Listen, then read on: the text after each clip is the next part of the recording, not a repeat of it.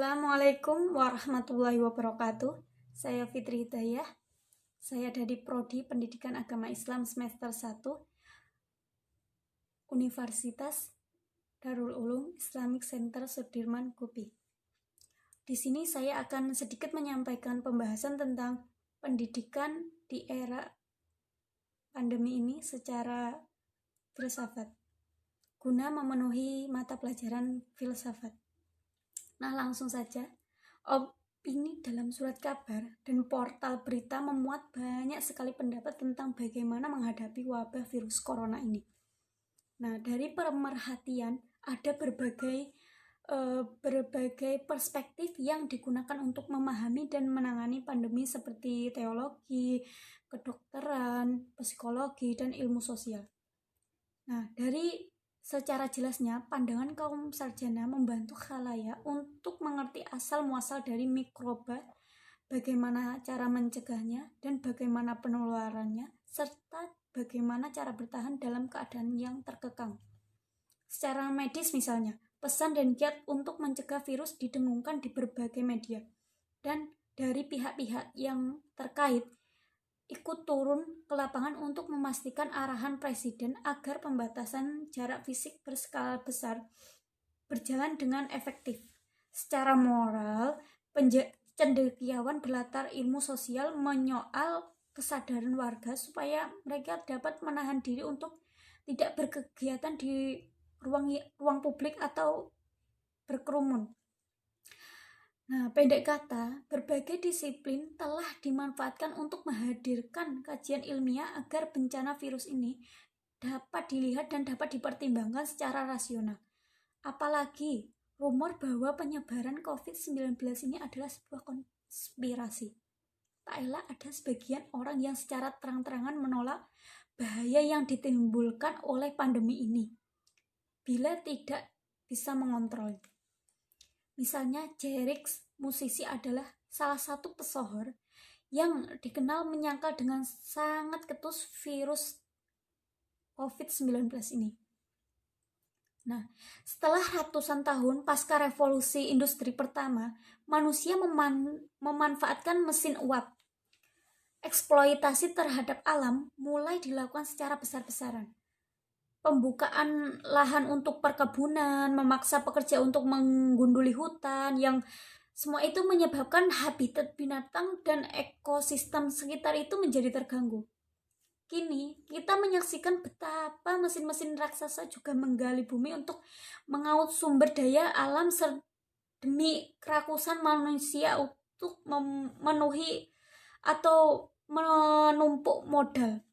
Selain itu, mereka memenuhi kebutuhan mereka yang sengaja dibuat untuk keperluan pencitraan. Sepatutnya setelah sekian lama dieksploitasi, manusia telah menyimpan banyak kekayaan bersama. Malangnya, sistem kapitalisme dan neoliberalisme memberikan jalan pada orang-orang yang meraup keuntungan dan menyimpan pundi-pundi kepemilikan pribadi. Nah, tiba-tiba virus corona menggentak kesadaran publik, menyerang manusia secara eksponensial. Penutupan atau lockdown yang terbatas telah menghalang manusia bekerja secara bebas, tanpa melihat latar belakang agama, bangsa, dan profesi. Nah, COVID-19 bisa menyerang siapa saja. Dari seorang buruh migran di Singapura misalnya, hingga Pangeran Charles Inggris dapat turut merasakan keganasan virus COVID-19 ini. Kenyataan ini meneguhkan kepercayaan bahwa pada hakikatnya manusia itu sama dan memanggul kedudukan yang berbeda karena rekonstruksi sosial dan warisan, bukan bawaan genetik. Di sini, filsafat humanisme mendapat tempat bahwa hakikatnya manusia itu setara, bebas, tanpa terbelenggu oleh kasta ataupun strata sosial. Refleksi filosofis. Atas dasar kesetaraan ini, seeloknya manusia memiliki akses yang sama terhadap alam, yaitu berupa pemanfaatan dan rasa nyaman. Apalagi kini penguasaan lahan hutan tambang dan pantai hanya dikuasai oleh sedikit pemodal. Akibatnya, pembakaran lahan menyebabkan seorang balita terpapar pada penyakit ISPA, yaitu infeksi saluran pernapasan akut. Lagi, penambangan merusak lingkungan dan industri semen mengganggu keseimbangan lingkungan karena serapan air yang terhambat. Malangnya lagi, teknologi yang dihasilkan oleh sains menjadi sebuah kutukan. Alih-alih memudahkan penggerakan, justru semua itu menjadi kemacetan dan polusi yang harus ditanggung oleh penghuni ibu kota. Tidak hanya menimbulkan stres, kemacetan juga memubazirkan bahan bakar minyak yang sangat banyak. Tak ayal penaklukan alam oleh kaum modern dikritik oleh pengusung teori kritis karena dianggap sebagai dominasi akal budi instrumental yang didorong oleh kepentingan jangka pendek.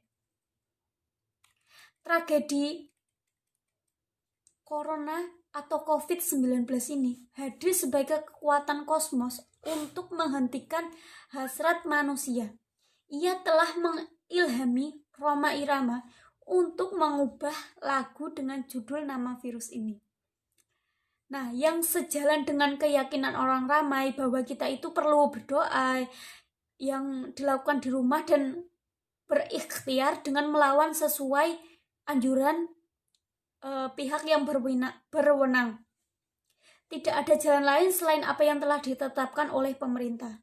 Di sini individu dan kelompok dipaksa untuk kembali ke rumah.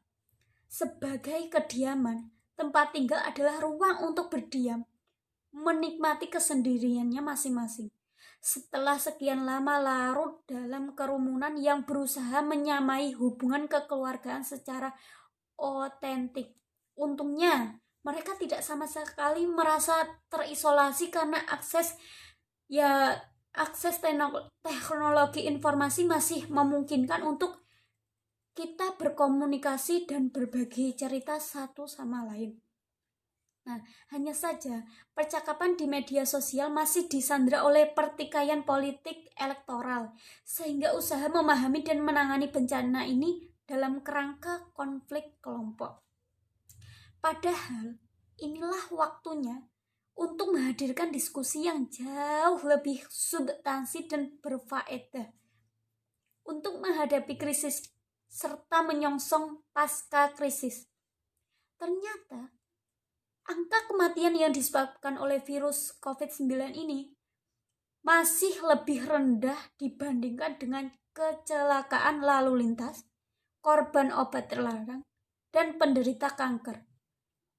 Dengan kemajuan teknologi medis dan kemampuan manajemen, sebaran virus corona bisa atau dapat ditangani, tetapi ancaman terhadap kesejahteraan manusia datang dari banyak penjuru. Mengingat perjalanan manusia sapiens telah berlangsung ribuan tahun, sejatinya seharusnya mereka bisa menimbangkan hierarki kehidupan yang mesti menjadi kesadaran, seperti diandaikan oleh Soren Kierkegaard, betapa kehidupan hedonis dalam fase estetis tidak bisa menghantarkan manusia pada sebuah ketentraman atau kedamaian. Sampai sejauh mana alam akan diolah untuk memuaskan nafsu manusia? Tidak pelak Horkheimer mengkritik manusia modern karena keponggahannya menundukkan alam adalah semu. Kenyataannya justru alam berbalik meluapkan amarahnya akibat pengundulan yang terjadi, pengurasan energi fosil, dan efek rumah kaca. Betapapun kita hendak beranjak dari pesta foya-foya ini dengan berbuat baik sebagai wujud dari fase etis, namun kebaikan tak mampu menolak kenyataan bahwa korban berjatuhan yang juga menimpa orang-orang lemah serta yang tidak berdosa. Betapapun alam sedikit pulih akibat kegiatan industri dan manusia berhenti sejenak, kehidupan tetap tampak absurd atau kelaru. Untuk itu, lompatan iman sebagai fase religius adalah pilihan. Namun, kepercayaan ini lahir dari pencarian otentik yang tidak dikerangkan oleh agama institusional.